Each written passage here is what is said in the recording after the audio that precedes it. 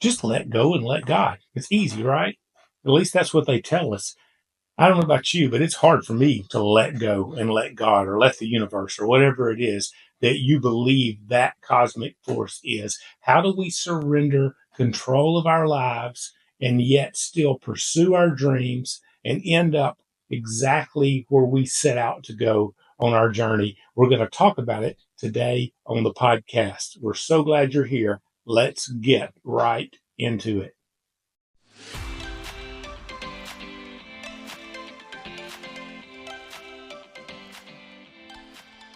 Hey, thanks for coming back and joining us. If this is your first time here, I am Jim, your friendly personal growth coach that wants to help you live the life of your dreams. You can do it. I believe in you. Now you just have to believe in you. And when you start doing that, it'll change your life because what we believe, we become.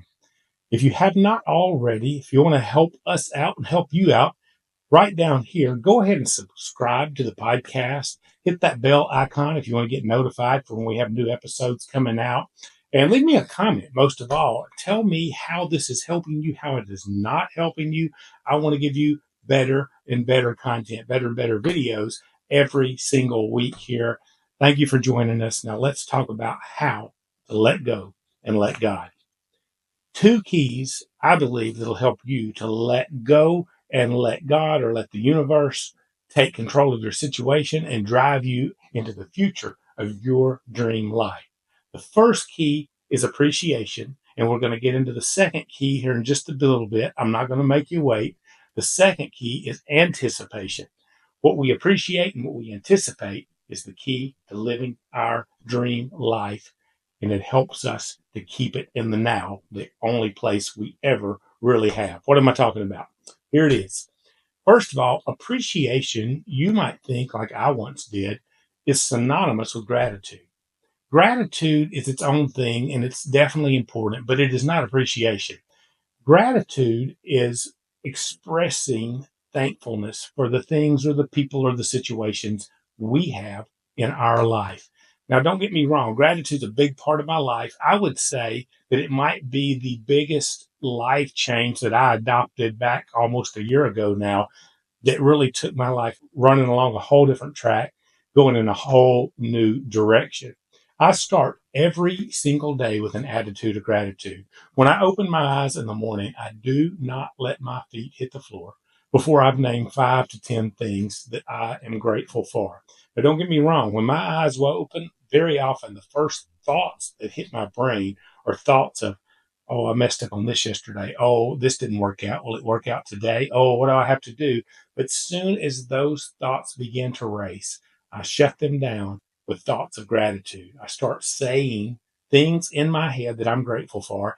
And before I get out of my bed, I compile that list because I like to start my days with my haves and not my have nots. Because what you start at the beginning of your day, your heart will follow through the rest of your day. It's important to set the tone. I move from that right in to some positive affirmations. We'll talk about that again later. Some of my past videos will go into that a little bit if you want to check some of those out. But I start with gratitude. But what gratitude is not is appreciation. I love music. I play guitar and I learn a lot of the songs that I like and try to play on the guitar. I've been playing since I was 16 years old. Believe it or not, I'm still not great. You'd think at 50 something, 54 years old now, I'd be getting pretty good, but I love music of all kinds, especially country music. But my buddy, Scott, appreciates music. There's a difference in being grateful and thankful and having a love for music and appreciating music. Scott is into music. He's a drummer. If you go into the basement in Scott's house, he's got he loves Foo Fighters. He's got one wall just dedicated to Foo Fighters. He's got a Dave Grohl guitar hanging on the wall. He's got Nirvana and like Foo Fighter albums all around it. He's got such a large vinyl collection. He has it alphabetized. It looks like a record store in his basement. He's got Kiss figurines and rock figurines. And it's not all just for show. Scott appreciates music. When you start talking to him about any classic rock band, that's kind of his favorites, or any metal band or hard rock band from back in the day, You can say, hey, I love this Led Zeppelin song. And Scott immediately can say, yeah, they recorded that here in this studio. And the lead singer was drunk and he came in late that day. And if you listen close on this track, you'll hear this in the background. And that's this noise this guy made. And they left it on the album. I mean, he knows all this stuff about every artist, every album in that genre. He has an appreciation for it. He savors the music.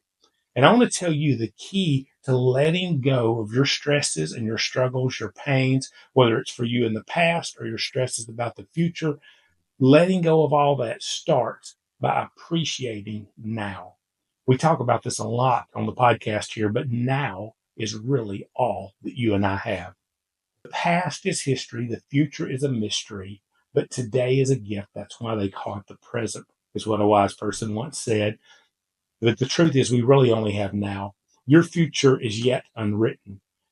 I don't know about you, but I live a lot of my life focused on the future. Now, for some of you, maybe you live a lot of your life focused on the past. If you came out of some pretty severe and heavy trauma, some pretty tough situations, maybe you are caught back here and you feel like you can't escape your past. You say, well, Jim, you don't understand what happened to me and what this person or this family member or this situation did to me.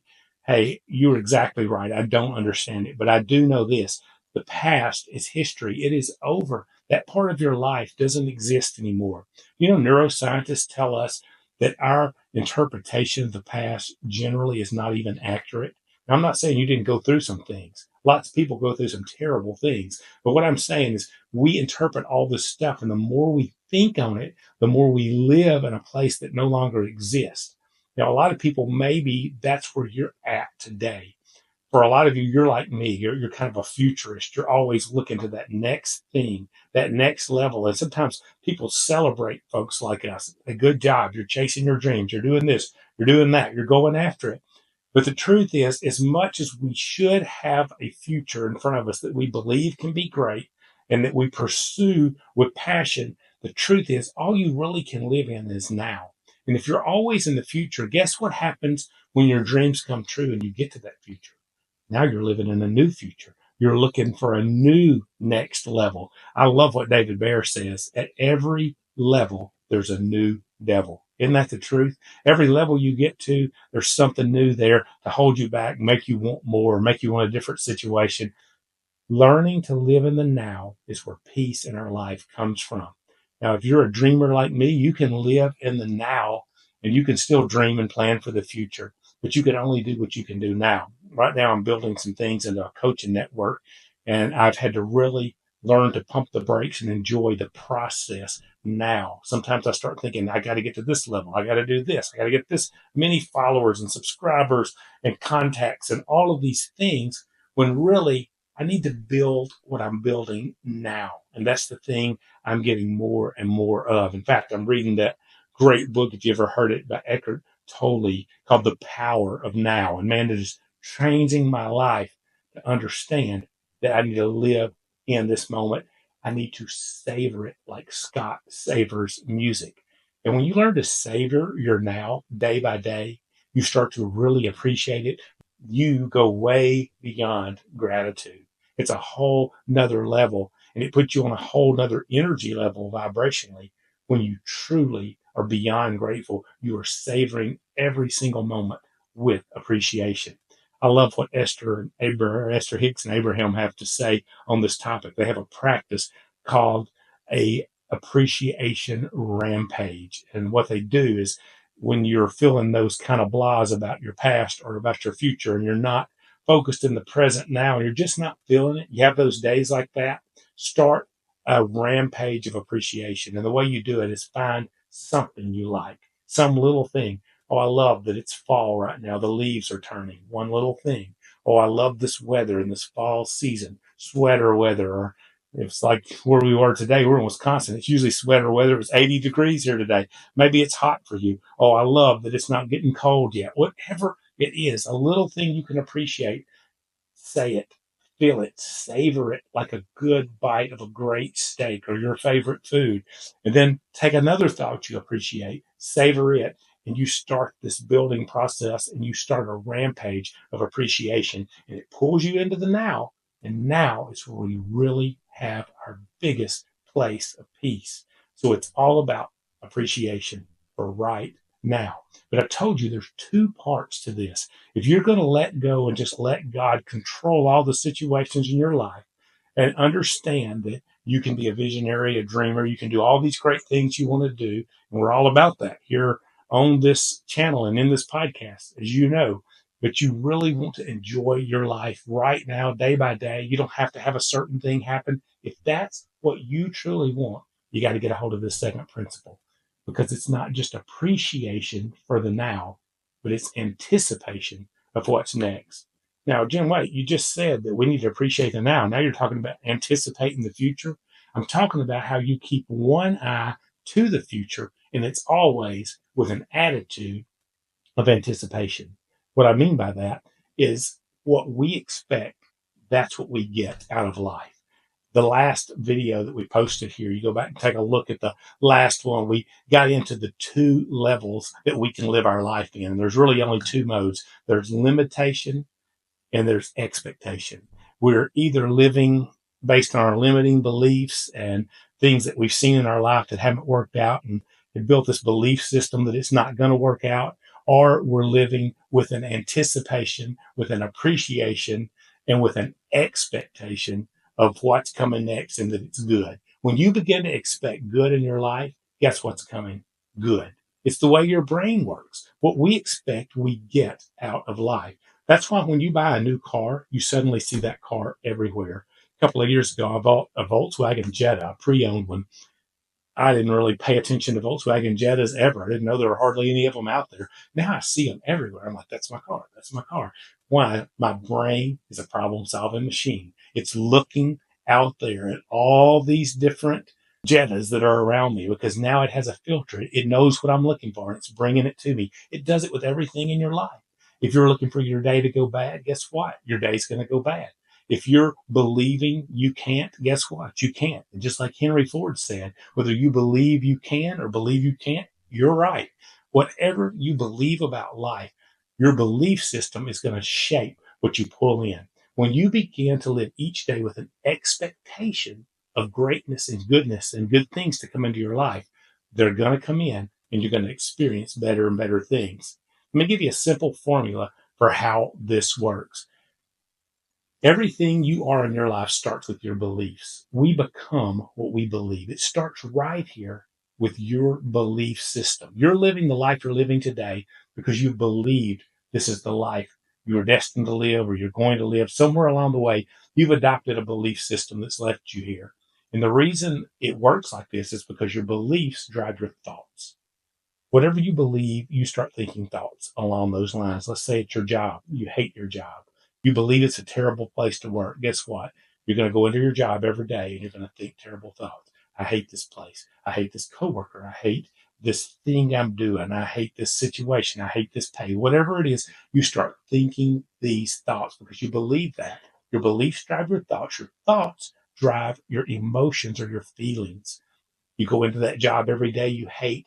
You think these bad thoughts, and guess what? You feel bad all day long. You call in sick because you just can't stand to be there. You complain to your coworkers about how bad you all have it.